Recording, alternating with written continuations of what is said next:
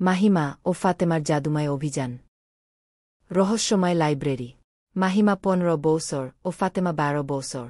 School লাইব্রেরিতে research করতে গিয়ে একটা পুরনো নোটবুক খুঁজে পায়। নোটবুকের পাতায় লেখা রহস্যময় ভাষা আর একটি মানচিত্র। তাদের চোখে কৌতূহল ঝিলমিল করে। রাতে স্কুলের ছাদে মাহিমা ও ফাতেমা আলোর দলের সদস্যদের সঙ্গে গোপন মিটিং করে। ওরা জানতে পারে এই নোটবুক আসলে এক গোপন জগতের চাবিকাঠি। দুজন মিলে পুরনো স্কুল ভবনের গোপন ঘরে গিয়ে একটা জাদুময় দরজা আবিষ্কার করে।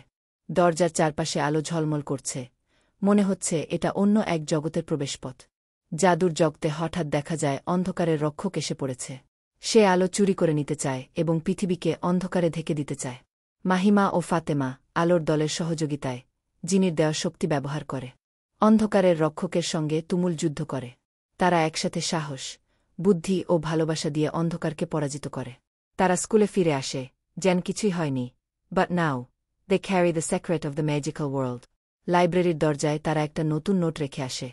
যদি তোমার মনে সাহস থাকে তবেই দরজাটা খুলবে।